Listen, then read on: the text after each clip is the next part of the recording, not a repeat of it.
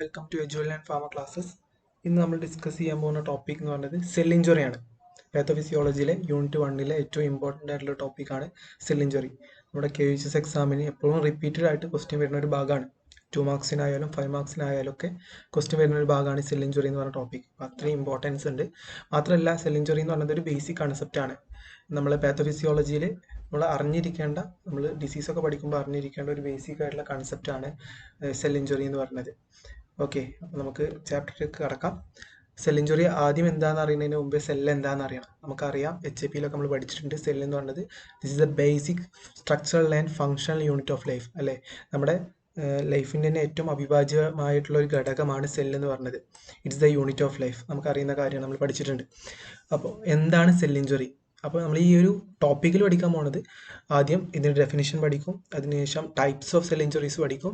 പിന്നെ ഈ സെൽ ഇഞ്ചുറിക്ക് കുറച്ച് കോസസ് ഉണ്ട്, എന്തൊക്കെ കാരണമാവാം സെൽ ഇഞ്ചുറി ഉണ്ടാവുന്നത്, what are the causes of cell injury. ഇങ്ങനത്തെ കാര്യങ്ങളാണ് ഈ ചാപ്റ്ററിൽ നമ്മൾ പഠിക്കുന്നത്. ഈ ഒരു ടോപ്പിക്കിൽ നമ്മൾ പഠിക്കുന്നത് വളരെ ചെറിയൊരു ടോപ്പിക്കാണ്, വളരെ സിമ്പിളാണ്. അപ്പോൾ അതിൽ ഏറ്റവും ആദ്യം നമ്മൾ പഠിക്കാൻ പോകുന്നത് സെൽ ഇഞ്ചുറിൻ്റെ ഡെഫിനിഷനാണ്. അപ്പോൾ let's moving to the topic. ഏറ്റവും ഫസ്റ്റത്തെയാണ് സെൽ ഇഞ്ചുറി. അപ്പോൾ സെൽ ഇഞ്ചുറിയുടെ ഡിഫിനിഷൻ ഇങ്ങനെയാണ് വരുന്നത്. It is defined as the effect of various stresses due to etiological agents a cell encounters resulting in changes in its internal and external environment. അതായത് നമ്മളുടെ cell injury എന്ന് പറഞ്ഞാൽ എന്താണ്? ഒരു സെല്ലിന് വരുന്ന വേരിയസ് സ്ട്രെസ്സസ് ആണ്. ആ സ്ട്രെസ്സസ് കാരണം, അതായത് വേരിയസ് എത്തിയോളജിക്കൽ ഏജൻസ് കാരണം ആ സെല്ലിൻ്റെ എക്സ്റ്റേണൽ ആൻഡ് ഇൻറ്റേർണൽ എൻവയോൺമെൻറ്റിൽ ചേഞ്ച് വരിക. ആ സെല്ലിൻ്റെ പുറമേയുള്ള എൻവയോൺമെൻറ്റിലും അതിൻ്റെ ഉള്ളിലുള്ള സ്ട്രക്ചേഴ്സിലൊക്കെ ചേഞ്ച് വരിക. അതിന് വേരിയസ് സ്ട്രെസ്സസ് ആയിരിക്കും അതിന് കാരണം. അതിന് നമ്മൾ സെൽ ഇഞ്ചുറി എന്ന് പറയാം. ബേസിക്കലി പറഞ്ഞു കഴിഞ്ഞാൽ സെല്ലിന് ഒരു ഡാമേജ് സംഭവിക്കുക, അതാണ് ഇതിൻ്റെ ഒരു നമ്മൾ ചുരുക്കി പറഞ്ഞാൽ മനസ്സിലാക്കേണ്ട കാര്യം. ഏതൊരു ഡിസീസ് ഉണ്ടായിക്കഴിഞ്ഞാലും നമ്മുടെ ശരീരത്തിൽ എന്തൊരു പ്രശ്നം ഉണ്ടായിക്കഴിഞ്ഞാലും ഈ സെൽ ഇഞ്ചുറി ഉണ്ടാവും. ഓക്കെ, അപ്പോൾ അതാ ഈ സെൽ ഇഞ്ചുറി എന്താണെന്ന് പറഞ്ഞാൽ നമുക്ക് പാത്തോഫിസിയോളജി പഠിക്കാൻ പറ്റുള്ളൂ. സെൽ ഇഞ്ചുറിയുടെ ഡെഫിനിഷൻ എന്ന് പറയുമ്പോൾ it is define as the effect of various stresses due to etiological agents a cell encounter resulting in changes in its internal and external environment. മനസ്സിലായല്ലോ? വേരിയസ് സ്ട്രെസ്സസ് കാരണം ഒരു സെല്ലിൻ്റെ ഇന്റേണൽ ആൻഡ് എക്സ്റ്റേണൽ എൻവയോൺമെന്റിൽ change ഉണ്ടാവുക. ഇനി ഇതിൻ്റെ ചേഞ്ചിനനുസരിച്ച് അതിൻ്റെ എത്രത്തോളം ചേഞ്ച് ഉണ്ടാകുന്നതിനനുസരിച്ച് നമ്മൾ സെൽ ഇഞ്ചുറിനെ രണ്ടായിട്ടാണ് ഡിവൈഡ് ചെയ്തിരിക്കുന്നത്: reversible cell injury and irreversible cell injury. Reversible cell injury എന്ന് പറയുമ്പോൾ ആ പേരിൽ തന്നെ ഉണ്ട് അല്ലേ, അതായത് നമുക്ക് ആ ഒരു പേര് തന്നെ കിട്ടും, റിവേഴ്സിബിൾ ആണ് സെൽ ഇഞ്ചുറി. റിവേഴ്സിബിൾ ആണെന്ന് പറയുമ്പോൾ ആ സെൽ ഇഞ്ചുറി വന്നു കഴിഞ്ഞ് കഴിഞ്ഞാൽ, അതിൻ്റെ ചേഞ്ച് വന്നു കഴിഞ്ഞാൽ ചേഞ്ച് റിവേഴ്സിബിൾ ആണ്, പഴയ പോലെ തന്നെ ആവും. അതുകൊണ്ടാണ് നമ്മൾ റിവേഴ്സിബിൾ സെൽ ഇഞ്ചുറി എന്ന് പറഞ്ഞത്. അപ്പോൾ സ്വാഭാവികമായിട്ടും അവിടെ ഉണ്ടാകുന്ന സ്ട്രെസ് എങ്ങനെയായിരിക്കും? മൈൽഡ് ടു മോഡറേറ്റ് ആയിരിക്കും അല്ലേ. വളരെ ചെറിയ രീതിയിലുള്ള സ്ട്രെസ് ആയിരിക്കും സെല്ലിന് കിട്ടിയിട്ടുണ്ടാവുക. അതുകൊണ്ടല്ലേ ആ സെല്ല് തിരിച്ച് പഴയ രീതിക്ക് ആയത്. ഓക്കെ, അപ്പോൾ അങ്ങനെയുള്ള നമുക്ക് റിക്കവറബിൾ ആയിട്ടുള്ള സെൽ ഇഞ്ചുറി നമ്മൾ വിളിക്കുന്ന പേരാണ് റിവേഴ്സിബിൾ സെൽ ഇഞ്ചുറി. അടുത്താണ് irreversible cell injury. Irreversible cell injury എന്ന് പറയുമ്പോൾ നേരത്തെ പറഞ്ഞതിൻ്റെ നേരെ ഓപ്പോസിറ്റ് ആണ്. അതായത് ഇവിടെ ഉണ്ടാകുന്ന സ്ട്രെസ് എന്ന് പറഞ്ഞത് ഭയങ്കര Persistent and severe form of stress ആണ്. ഓക്കെ, ആ സിവിയർ ഫോം ഓഫ് സ്ട്രെസ് ഉണ്ടായി കഴിഞ്ഞാൽ സ്വാഭാവികമായിട്ടും ആ ഒരു സെല്ല് പിന്നെ തിരിച്ചു വരുമോ? അതിൻ്റെ ആദ്യത്തെ സ്ട്രക്ചർ വീണ്ടെടുക്കാൻ പറ്റുമോ? ഇല്ലല്ലോ. അപ്പോൾ അത് സ്വാഭാവികമായിട്ടും എന്തിന് കാരണമാകും? അത് സെൽ ഡെത്തിന് കാരണമാകും. അപ്പോൾ നമ്മളിപ്പോൾ പറഞ്ഞു വന്ന കാര്യം എന്ന് പറഞ്ഞാൽ എന്താണ് സെൽ ഇഞ്ചുറി എന്ന് പറഞ്ഞു, സെൽ ഇഞ്ചുറിൻ്റെ ഡെഫിനിഷൻ പറഞ്ഞു, റിവേഴ്സിബിൾ സെൽ ഇഞ്ചുറി എന്താണെന്ന് പറഞ്ഞു, ഇറിവേഴ്സിബിൾ സെൽ ഇഞ്ചുറി എന്താണെന്ന് പറഞ്ഞു. ഓക്കെ, അപ്പോൾ അടുത്തതെന്ന് പറയുമ്പോൾ എത്തിയോളജി ഓഫ് സെൽ ഇഞ്ചുറി. എത്തിയോളജി എന്ന് പറയുന്നത് കോസസ് ആണ്, സെൽ ഇഞ്ചുറീൻ്റെ കാരണങ്ങൾ. ഓക്കെ, അപ്പോൾ നമ്മൾ ഈ പാത്തോഫിസിയോളജിയിൽ ഒരുപാട് വേർഡുകൾ പഠിക്കും, അത് ഇമ്പോർട്ടൻ്റ് ആണ്. എത്തിയോളജി എന്തുകൊണ്ടൊക്കെ ആവാം സെൽ ഇഞ്ചുറി ഉണ്ടാവുന്നത്? മെയിനായിട്ട് 2 കോസാണ്. ഒന്നാമത്തേന്ന് പറഞ്ഞത് ജനറ്റിക് കോസ്, ജനിതകപരമായിട്ടുള്ള കാരണങ്ങൾ. രണ്ടാമത്തേന്ന് പറഞ്ഞത് അക്വയർഡ് കോസസ്. അക്വയർഡ് കോസാണ് ഏറ്റവും കൂടുതൽ സെൽ ഇഞ്ചുറിക്ക് കാരണമാകുന്നത്. It's the most common cause of cell injury. Acquired cause എന്ന് പറയുമ്പോൾ ഒരാൾ അയാളുടെ ജീവിതകാലത്ത് എന്തെങ്കിലും കാരണങ്ങൾ കൊണ്ട് ഒരുപാട് പ്രശ്നങ്ങൾ അക്വയർ ചെയ്യുമ്പോൾ അങ്ങനെ ഉണ്ടാവുന്ന സെൽ ഇഞ്ചുറിനെ വിളിക്കുന്ന പേരാണ് അക്വയർഡ് കോസിൻ്റെ സെൽ ഇഞ്ചുറി. ഓക്കെ, അപ്പോൾ നമുക്കിവിടെ ക്ലാസിഫൈ ചെയ്തിരിക്കുന്നത് അക്വയർഡ് കോസിൻ്റെ ബേസിസിലാണ്. അപ്പോൾ നമ്മൾ അക്വയർഡ് കോസ് ഓഫ് സെൽ ഇഞ്ചുറിനെ നമ്മൾ ഏകദേശം ഇത്രത്തോളം ക്ലാസിഫൈ ചെയ്തിട്ടുണ്ട്. അതിൽ ഒന്നാമത്തെയാണ് ഹൈപ്പോക്സിയ ആൻഡ് ഇഷ്കീമിയ. എന്താണ് നമ്മൾ പഠിക്കും. പിന്നെ ഫിസിക്കൽ ഏജൻസ് ഉണ്ട്, അതേപോലെ കെമിക്കൽ ഏജൻസ് ആൻഡ് ഡ്രഗ്സ് ഉണ്ട്, മൈക്രോബിയൽ ഏജൻസ് ഉണ്ട്, ഇമ്മ്യൂണോളജിക്കൽ ഏജൻസ് ഉണ്ട്, ന്യൂട്രീഷണൽ ഇംബാലൻസസ് വരുന്നുണ്ട്, ഏജിങ് വരുന്നുണ്ട്, അതേപോലെ സൈക്കോജനിക് ഡിസീസസ് വരുന്നുണ്ട്, യാട്രോജനിക് ഫാക്ടേഴ്സ് വരുന്നുണ്ട്, ഇഡിയോപാത്തിക് ഡിസീസസ് വരുന്നുണ്ട്. ഇതൊക്കെ അക്വയർഡ് കോസ് ആണ് സെൽ ഇഞ്ചുറീൻ്റെ. അതിൽ ഒന്നാമത്തെ കാര്യമാണ് ഹൈപ്പോക്സിയ അല്ലെങ്കിൽ ഹൈപ്പോക്സിയ ആൻഡ് ഇഷ്കീമിയ. ഹൈപ്പോക്സിയ, ഓക്കെ, പേരിൽ തന്നെ ഉണ്ടല്ലേ അവിടെ. അപ്പോൾ നമുക്ക് ലൈഫിൽ നമുക്ക് ഏറ്റവും ആവശ്യമായിട്ടുള്ള ഒരു ഗ്യാസ് ആണല്ലോ ഓക്സിജൻ. ഈ ഓക്സിജന്റെ അവൈലബിലിറ്റി നമ്മുടെ സെല്ലിൽ കുറവിന് സന്ദർഭം ഉണ്ടാവുകയാണ്. അതിനെയാണ് നമ്മൾ ഹൈപ്പോക്സിയ എന്ന് പറയുന്നത്. അതായത് deficiency of oxygen or hypoxia result in failure to carry out these activities of cell. അതായത് സെല്ലിന്റെ മെറ്റബോളിക് ആക്ടിവിറ്റീസ് ക്യാരി ഔട്ട് ചെയ്യാൻ നമുക്ക് ഓക്സിജൻ വളരെ അത്യാവശ്യമാണ്. അപ്പോൾ ഓക്സിജന്റെ അളവ് കുറഞ്ഞു കഴിഞ്ഞാൽ അതിന് ഒരുപാട് പ്രശ്നങ്ങൾ ഉണ്ടാവും. അതിനാണ് നമ്മൾ ഹൈപ്പോക്സിയ എന്ന് പറയുക. ഓക്കെ, 2 കാരണങ്ങൾ മൂലം ഹൈപ്പോക്സിയ ഉണ്ടാവും. അതിൽ ഒന്നാമത്തെ കാരണമാണ് ഇഷ്കീമിയ. ഒരു ഇമ്പോർട്ടൻറ്റ് വേർഡാണ് ഇഷ്കീമിയ. ഇഷ്കീമിയ എന്ന് പറയുമ്പോൾ നമ്മുടെ ബ്ലഡ് സപ്ലൈ കുറയാം. ഓക്കെ, സെല്ലിലോട്ടുള്ള ബ്ലഡ് സപ്ലൈ കുറയാം, റെഡ്യൂസ്ഡ് ബ്ലഡ് സപ്ലൈ. കാരണം ഇൻട്രഡപ്ഷൻസ് ഒക്കെ, ഒരുപാട് പ്ലേക്കുകളൊക്കെ അടിഞ്ഞു കൂടിയിട്ടോ അല്ലെങ്കിൽ എന്തെങ്കിലും ഒബ്സ്ട്രക്ഷൻസ് ഉണ്ടാവുക ബ്ലഡ് വെസൽസിൽ, അങ്ങനെ സെല്ലിൻ്റെ ഉള്ളിലോട്ടേക്കുള്ള ഒരു ഓക്സിജൻ ക്യാരിങ് കപ്പാസിറ്റി അല്ലെങ്കിൽ ഓക്സിജൻ അവൈലബിലിറ്റി കുറയുക. അതാണ് ഒന്നാമത്തെ കോസ്. അതിന് നമ്മൾ പറഞ്ഞ പേരാണ് ഇഷ്കീമിയ. രണ്ടാമത്തെ എന്ന് പറയുന്നത് impaired blood supply from cause of other than interruption അല്ലാത്ത കോസസ്. അതായത് ഡിസീസുകളൊക്കെ ഉണ്ടാകുമ്പോൾ ഓക്സിജൻ അവൈലബിലിറ്റി സെല്ലിന് കുറവാകും. അതായത് ഇപ്പോൾ ഈ സിക്കിൾ സെൽ അനീമിയ, ഹീമോഫീലിയ, അങ്ങനെയുള്ള ഓക്സിജൻ ക്യാരിങ് കപ്പാസിറ്റി ഡിസോർഡേഴ്സ്, പിന്നെ ഹാർട്ട് ഡിസീസസ്, അതേപോലെ ലങ് ഡിസീസസ്. പിന്നെ ഇങ്ങനെയുള്ള കേസിൽ, ഡിസീസ്ഡ് ആയിട്ടുള്ള കണ്ടീഷൻ്റെ കേസിൽ നമ്മുടെ സെല്ലിൻ്റെ ഓക്സിജൻ ഡിമാൻഡ് കൂടുതലായിരിക്കും, പക്ഷെ അവിടേക്ക് ആവശ്യമായിട്ടുള്ള ഓക്സിജൻ എത്തൂല. അതും ഹൈപ്പോക്സിയക്ക് കാരണമാവും.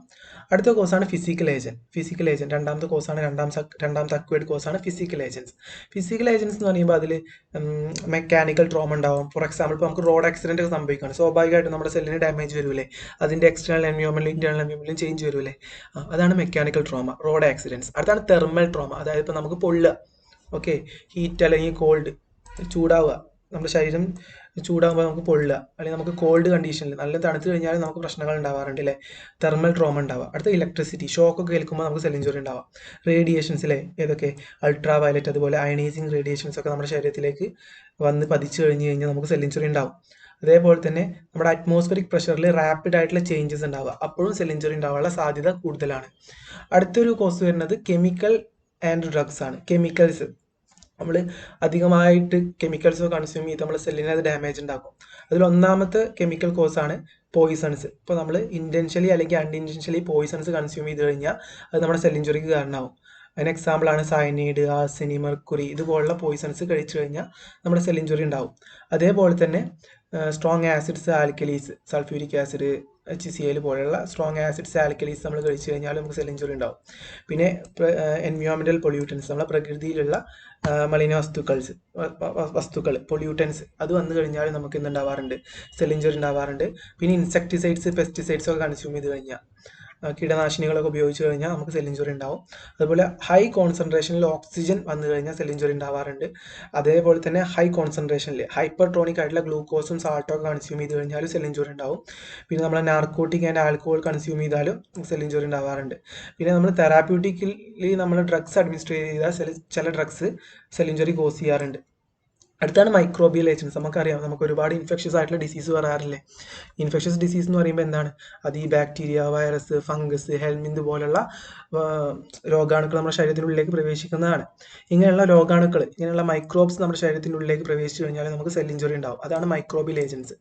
അടുത്തതാണ് ഇമ്മ്യൂണോളജിക്കൽ ഏജൻസ്. അതായത് ഇപ്പോൾ നമുക്കറിയാലോ ഇമ്മ്യൂണിറ്റി എന്താണെന്ന് അറിയാലേ. അതായത് നമ്മുടെ ബോഡി ഒരു ഓർഗാനിസത്തിനെതിരെ അല്ലെങ്കിൽ ഒരു പാത്തജനെതിരെ നമ്മുടെ ശരീരം അതിനെ റെസിസ്റ്റ് ചെയ്യാണ്. അങ്ങനെ നമുക്കൊരു ഇമ്മ്യൂണിറ്റി പ്രൊവൈഡ് ചെയ്യുകയാണ്. അതിനെ നമ്മൾ ഇമ്മ്യൂണിറ്റി എന്ന് പറയാം. നമ്മുടെ ശരീരത്തിന് പ്രതിരോധിക്കാനുള്ള കഴിവിനെയാണ് നമ്മൾ ഇമ്മ്യൂണിറ്റി എന്ന് പറയുക അല്ലേ. അപ്പോൾ ഈ ഇമ്മ്യൂണിറ്റി എന്ന് പറയുന്നത് ഒരു ഡബിൾ എഡ്ജ്ഡ് സ്വാഡാണ്. അതായത് 2 തല മൂർച്ചുള്ള ഒരു സ്വാഡാണ്. അതിൻ്റെ അർത്ഥം എന്താണെന്ന് വെച്ചാൽ ഇമ്മ്യൂണിറ്റിക്ക് പോസിറ്റീവ് വശമുണ്ട്, നെഗറ്റീവ് വശമുണ്ട്. ഓക്കെ, ഇമ്മ്യൂണിറ്റിൻ്റെ പോസിറ്റീവ് വശം എന്ന് പറയുമ്പോൾ നമുക്ക് ഒരുപാട് ഡിസീസിൽ നിന്ന് നമുക്ക് പ്രതിരോധം കിട്ടും. ഓക്കെ, നമുക്ക് ഡിസീസുകളും കാര്യങ്ങളൊന്നും വരില്ല. പക്ഷേ ഇമ്മ്യൂണിറ്റിനെ ചില സമയത്ത് പ്രോബ്ലംസ് ഉണ്ടാക്കാറുണ്ട്. ആ പ്രോബ്ലംസ് ആണ് ഒന്നാമത്തെ ഹൈപ്പർ സെൻസിറ്റിവിറ്റി റിയാക്ഷൻസ്. നമ്മൾ പഠിക്കും അലർജിക് റിയാക്ഷൻസ്, അലർജിയൊക്കെ ഉണ്ടാവില്ലേ, അത് ഇമ്മ്യൂണിറ്റി ഉണ്ടാക്കുന്ന ഒരു പ്രശ്നമാണ്. അത് സെൽ ഇഞ്ചുറിക്ക് കാരണമാവാറുണ്ട്. അതുപോലെ അനഫൈലാക്റ്റിക് റിയാക്ഷൻസ്, പിന്നെ auto immune diseases. Auto immune disease എന്ന് പറയുമ്പോൾ നമ്മുടെ സെല്ലിന് സെൽഫിനും നോൺ സെൽഫിനും ഡിസ്റ്റിങ്വിഷ് ചെയ്യാനുള്ള കഴിവുണ്ട്. നമ്മൾ ഡീറ്റെയിൽ ആയിട്ട് പഠിക്കും ഓട്ടോ ഇമ്മ്യൂൺ ഡിസീസ് എന്താണെന്നൊക്കെ. അപ്പോൾ ഇമ്മ്യൂണോളജിക്കൽ ഏജൻസിൽ വരുന്നതാണ് ഇതൊക്കെ. Hyper sensitive reactions, anaphylactic reactions, auto immune disease, ഇതൊക്കെ സെൽ ഇഞ്ചുറി ഉണ്ടാക്കാറുണ്ട്. അടുത്താണ് ന്യൂട്രീഷണൽ ഇംബാലൻസ്. നമുക്ക് ന്യൂട്രീഷൻ ഇല്ലാതെ ജീവിക്കാൻ പറ്റുമോ? ന്യൂട്രിയൻസ് ഇല്ലാതെ ജീവിക്കാൻ പറ്റുമോ? ഒരിക്കലും ഇല്ല അല്ലേ. അപ്പോൾ ഈ ന്യൂട്രിയൻസിൻ്റെ അളവ് കൂടിയാലോ കുറഞ്ഞാലോ സെൽ ഇഞ്ചുറി ഉണ്ടാവും. Okay, deficiency or excess of nutrients causes cell injury. അതിൽ ഒന്നാമത്തെയാണ് ന്യൂട്രീഷണൽ ഡെഫിഷ്യൻസി ഡിസോർഡേഴ്സ്. അതായത് അധികമായിട്ട് ന്യൂട്രീഷൻസ് ഒന്നും കിട്ടാതെ വന്നാൽ സെൽ ഇഞ്ചുറി ഉണ്ടാക്കും. നമ്മുടെ സെല്ലിന് ന്യൂട്രിയൻസ് ആവശ്യമല്ലേ. അപ്പോൾ അത് കുറഞ്ഞു കഴിഞ്ഞാൽ ആ സെല്ല് സ്വാഭാവികമായിട്ടും ഇഞ്ചുവേർഡ് ആവൂലേ. Marasmus, kwashiorkor, anaemia, starvation. ഈ സ്റ്റാർവേഷനൊക്കെ സിവിയർ ഫോം ഓഫ് മാൽന്യൂട്രീഷൻ ആണ്. തീരെ ന്യൂട്രീഷൻ കിട്ടാതെ വരുമ്പോഴാണ് സ്റ്റാർവേഷനൊക്കെ സംഭവിക്കുക. പ്രോട്ടീൻ എനർജി മാൽന്യൂട്രീഷൻസിൽ വരുന്നതാണ് ഈ ഒരു മരാസ്മസ്, ക്വാഷിയോക്കർ പോലുള്ള ഡിസീസുകളൊക്കെ. പിന്നെ ഈ ന്യൂട്രിയൻറ്റ് കൂടുതലായി കഴിഞ്ഞാലും എക്സസ് ആയി കഴിഞ്ഞാലും സെൽ ഇഞ്ചുറി ഉണ്ടാവില്ലേ.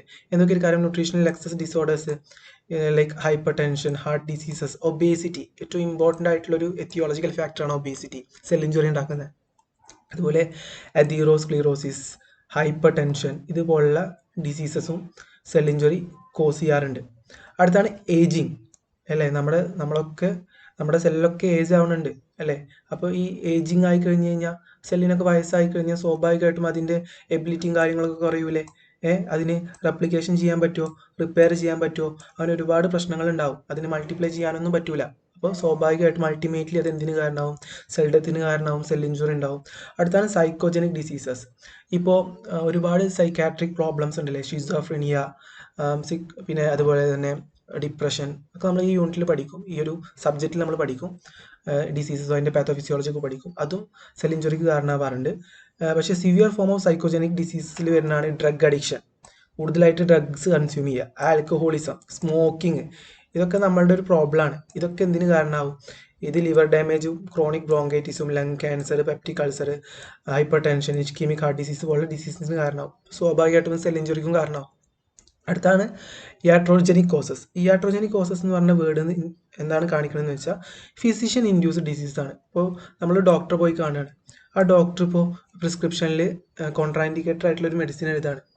സ്വാഭാവികമായിട്ടും ആ മെഡിസിൻ നമ്മൾ കഴിച്ചു കഴിഞ്ഞാൽ നമുക്ക് സെൽ ഇഞ്ചുറി ഉണ്ടാവാനുള്ള സാധ്യത ഉണ്ട്. ഇപ്പോൾ ഫോർ എക്സാമ്പിൾ ഇപ്പോൾ നമ്മൾ ഐസോണേസൈഡ് കൊടുക്കുകയാണ്, ഹെപ്പറ്റൈറ്റിസ്, ഐസോണേസൈഡ് കൊടുക്കും. ഓക്കെ, അപ്പോൾ ഈ ഐസോണേസൈഡ് കൊടുത്തു കഴിഞ്ഞ് കഴിഞ്ഞാൽ ഹെപ്പറ്റൈറ്റിസ് ഉണ്ടാവാറുണ്ട്.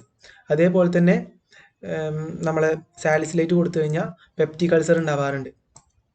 ഓക്കെ, അപ്പോൾ അതൊക്കെ ചില ഡ്രഗ്സ് ഡോക്ടർമാർ ഇൻറ്റൻഷ്യലി ഓർ അൺഇൻഷ്യലി അവർ പ്രിസ്ക്രിപ്ഷനിൽ എഴുതുന്നതായിരിക്കാം, പക്ഷെ അത് സെൽ ഇഞ്ചുറി കോസ് ചെയ്യാറുണ്ട്.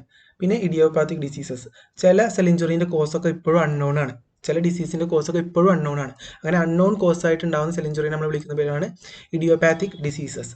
ഇപ്പോൾ ഫോർ എക്സാമ്പിൾ ഇപ്പോൾ നമ്മൾ ഹൈപ്പർ ടെൻഷൻ നോക്കുകയാണ്. ഏകദേശം 90% ഇന്ന് നമ്മുടെ വേൾഡിലുള്ള ഹൈപ്പർ ടെൻഷനെയും കോസ് അൺനോൺ ആണ്. അതായത് അത് ഇഡിയോപാത്തിക് ആണ്. അതിൻ്റെ കോസ് ഇപ്പോഴും നമുക്കറിയില്ല. അതേപോലെ തന്നെ ഇന്നുള്ള ഒരുപാട് ക്യാൻസേഴ്സിൻ്റെ പാത്തോഫിസിയോളജി അൺനോൺ ആണ്. അപ്പോൾ ഇത്രയാണ് സെൽ ഇഞ്ചുറിയിൽ വരുന്നത്. ഇമ്പോർട്ടൻറ്റ് ടോപ്പിക്കാണ്. സിമ്പിളായിട്ട് അതിൻ്റെ ഡെഫിനേഷൻ പഠിക്കുക, അത് ടൈപ്സ് പഠിക്കുക, കോസസ് പഠിക്കുക. ഓക്കെ, കോസസിൽ ഓരോ കാര്യങ്ങളും പഠിക്കുക. സിമ്പിളാണ്. Okay, thank you.